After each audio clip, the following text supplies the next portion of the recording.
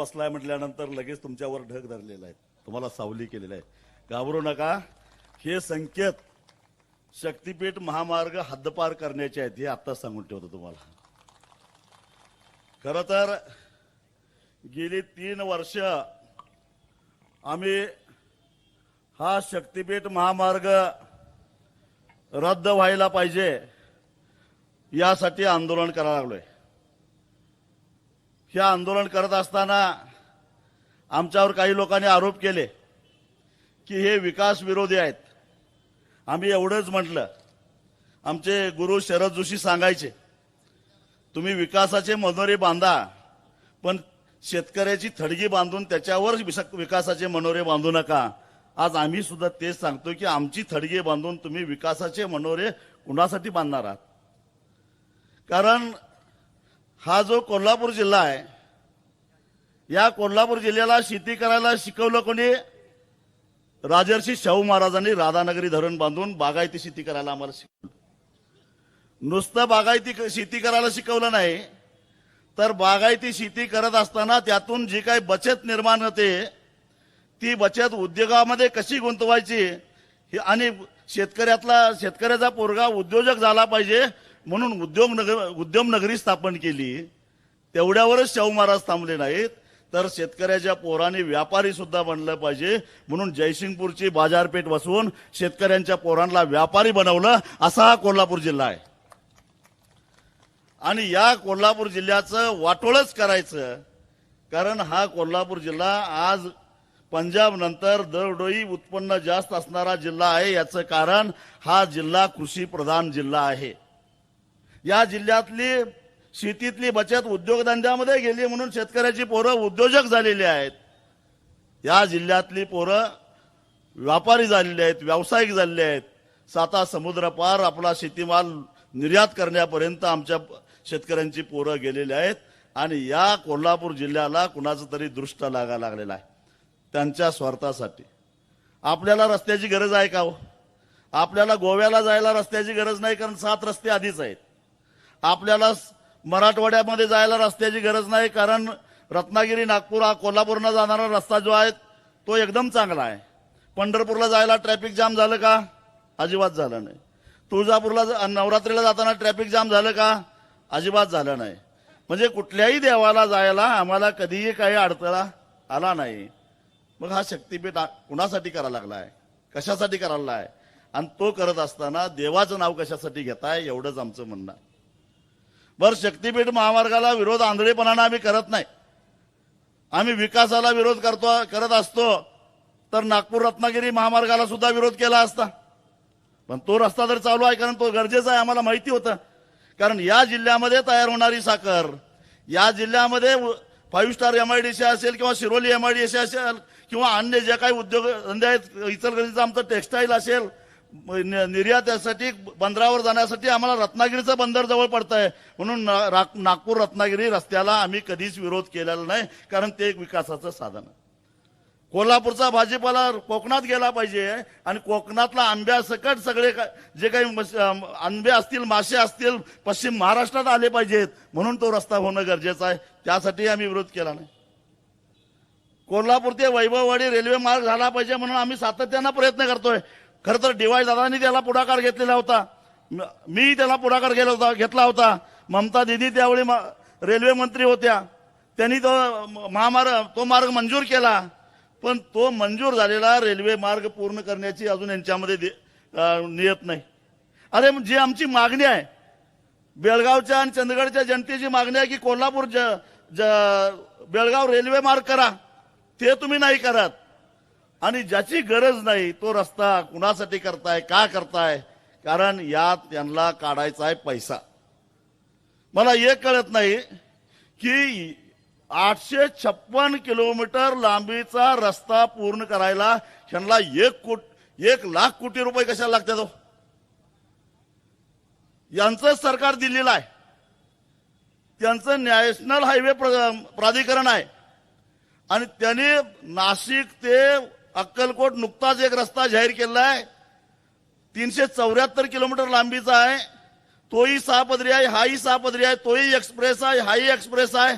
मग तो 374 किलोमीटर लांबीचा रस्ता 19,000 कोटीत पूर्ण होतो आणि 856 किलोमीटर लांबीचा रस्ता 1,00,000 कोटी रुपयाला लागतात. हा काय प्रकार आहे? म्हणजे एका किलोमीटरचा खर्च बघितला तर त्या रस्त्याचा खर्च येतो 51 कोटी रुपये, या रस्त्याचा खर्च येतो 117 कोटी रुपये. काय गावड बंगाल आहे? कुणाच्या खिशात हे पैसे जाणार आहेत? बरं, गेली 6 महिने आम्ही बोंबलून मागणी करायला लागलेलो आहे की ते IIT रुडकी एक आहे उत्तर प्रदेश मधलं IIT आहे, ती जरा रस्त्याबद्दलची तज्ञ संस्था आहे, त्याच्याकडनं हा DPR तपासून घ्या. त्यांनी जर सांगितलं हे योग्य आहे, ह्यांच्याकडे DPRच नाही, मग 1,00,000 कोटी आकडा आला कुठनं? का रतन खत्रीचा आकडा आहे काय? कुठला आला आकडा? तुमच्याकडे जर DPRच तयार नसेल तर हे 1,00,000 कोटी रुपये आलं कुठला? का तुम्ही सांगायचं नाही आम्ही ऐकायचं? हे धंदे इथं चालणार नाहीत. त्यामुळं ही काय भानगड आहे? बरं, मला अजून एक कळत नाही. तुम्ही माझ्या जरा ज्ञानात प्रकाश टाका, जरा मला जरा शिकवणीला पाहिजे तुमच्याकडे येतो. तुम्ही आधी म्हटला 803 किलोमीटर लांबीच्या रस्त्याला 86,000 कोटी रुपये. बघा, हिशेब करा तुम्ही. 803 किलोमीटर लांबीच्या रस्त्याला 86,000 कोटी रुपये आणि 856 किलोमीटर लांबीच्या रस्त्याला 1,00,000 कोटी रुपये. म्हणजे वाढलं किती? 53 किलोमीटर. आणि खर्च वाढला किती? 14,000 कोटी. मग 14,000 कोटी भागिले 53 किलोमीटर, अहो 254 कोटीला एक रस्ता 1 किलोमीटर. काय भानगड आहे? म्हणजे वाढीव रस्ता 256 कोटीला 1 किलोमीटर करण्यासारखं असं काय घडलेलं आहे? आणि 1,00,000 कोटी तर हे संपणार आहे का? का हे 1.5, 1.25, 2.5, 2.25? बरं, ह्यांच्या बाजूचं काय जाते हो? हे बघा, आमदाराला टोल नाही, खासदाराला टोल नाही, कलेक्टरला टोल नाही, तहसीलदारला टोल नाही, पोलिसाला टोल नाही, न्यायाधीशाला टोल नाही. टोल आहे फक्त सामान्य जनतेला. म्हणजे हे सगळं पैसे फेडायचे आहेत तुम्ही आणि आम्ही, हे ध्यानात घ्या. हे माझ्याच मारणार आहेत, फुकटच धरणार आहेत ते देवाला. मग यांच्यासाठी आपण आपला बळी का द्यायचा? बरं, नुसतं एवढंच नाही. तुम्हाला माहिती आहे, आता पुढच्या महिन्यामध्ये, जुलै महिन्यामध्ये आपल्या जीव मुठीत धरून आपल्याला गावात राहायला लागतं. का? तर जुलै महिन्यामध्ये आपली कुंभी, कासारी, भोगावती, दूधगंगा, वेदगंगा, आमची पंचगंगा, वारणा, सगळ्या नद्या पात्राच्या बाहेर पडतात. पात्राच्या बाहेर म्हणजे 2-2, 3-3 किलोमीटर बाहेर पडतात. आता हे रस्ता करत असताना त्या पाण्याच्या प्रवाहाच्या विरोधामध्ये डोंगरासारखा जर का हे भरावा टाकत गेले तर मी तुम्हाला सांगतो, पार अगदी राधानगरी पर्यंत हे पाणी तुंबत जाणार आहे. पाठीमागं इकडं पाटपन्हाळ्याच्या पाठीमागं पाणी तुंबत जाणार आहे, तिकडं वारणेला पिरीड मलकापूर पर्यंत पाणी तुंबत जाणार आहे. आणि मग त्या नदी काठावर असणाऱ्या गावांची अवस्था काय होईल याचा विचार करा. अरे, आधीच महापुरानं आम्ही हैराण झालेलो आहे. थोडं का नाही तर या कोल्हापूर आणि सांगली जिल्ह्यातला मिळून 25 लाख टन ऊसाचा फटका बसणार आहे आपल्याला. एवढं उत्पादन घटणार आहे ऊसाचं. कारण 2-2 महिने जर का शेतातलं पाणी गेलं नाही तर ऊसाची अवस्था काय होईल? तुंबलेलं पाणी तसंच राहणार आहे. आणि हे जर तुम्हाला बघायचं असेल तर यावर्षी पावसाळ्यात तुम्ही जरा आमच्या शिरोळ तालुक्यात या. आमच्या शिरोळ तालुक्यापासून मांजरी पूल, कर्नाटक राज्यातलं चिकोडी तालुक्यातलं मांजरी, अलीकडे मांजरी आणि पलीकडे अंकली, या 2 गावाला जोडणारा एक पूल कर्नाटक सरकारनं बांधलेला आहे कृष्णा नदीवर. दोन्ही बाजूला जवळजवळ 2-2 किलोमीटरचा लांबीचा भराव टाकलेला आहे. आणि त्या भरावाला कृष्णेचं पाणी तुंबतंय. आमच्या शिरोळ तालुक्यापासून 35 किलोमीटरपेक्षा लांब आहे ती मांजरी. तरी सुद्धा शिरोळ तालुक्यातनं 20-20 दिवस पाणी जात नाही त्या केवळ एका पुलामुळे. मग मला सांगा की इथनं जर का असा पूल आडवा आपल्या भागातनं गेला, हा जर भराव पडला तर काय होईल कोल्हापूर जिल्ह्याची अवस्था? कशासाठी हे करायला लागलाय सगळं? आम्हाला आयुष्यातनं उठवायचं आहे का तुम्हाला? आणि म्हणून आम्ही या रस्त्याला विरोध करतोय, हे लक्षात घ्या. फक्त ज्याची जमीन जाणार आहे त्याचंच वाटोळं होणार नाही. ज्याची जमीन जाणार आहे त्याचं जास्त नाही जाणार आहे त्याचं वाटोळं होणार आहे, कारण त्याच्या रानात पाणी येणार आहे. पण ज्याच्या रानात पाणी येणार नाही पण तुमच्या रानातला पाण्याचा निचरा व्हायला 2-2 महिने लागत असेल तर पाण्यात न बुडणारा माणूस सुद्धा त्याला बाधित होणार आहे आणि अशी शेती किती नुकसान होणार आहे याचा विचार करा। अलीकडच्या काळामध्ये निसर्ग विचित्र वागायला लागलेला आहे। पडला तर 10 मिनिटांमध्ये धो पाऊस पडतोय, सगळं वाहून जातंय। मग अशा परिस्थितीमध्ये आमच्या जिल्ह्यातल्या ज्या नद्या आहेत या अवेळी अचानक पडणाऱ्या पावसाचं पाणी वाहून नेण्या एवढं त्यांची पात्र आहेत का? आणि त्या पाण्याच्या प्रवाहामध्ये आम्ही अशा प्रकारचे अडथळे आणले तर जिल्ह्याची अवस्था काय होईल याचा विचार करा। त्यामुळं हा प्रश्न केवळ बाधितांचा नाही आहे, जे बाधित नाही असं कागदोपत्री दिसतंय त्यांचा सुद्धा हा प्रश्न आहे। पूरग्रस्तांना जीव मुठीत धरून गावामध्ये राहायला लागतंय, घरात साप उंदीर अमुक तमुक सगळं शिरतंय, त्यांचा हा प्रश्न आहे। आणि ते कशासाठी, कुणासाठी?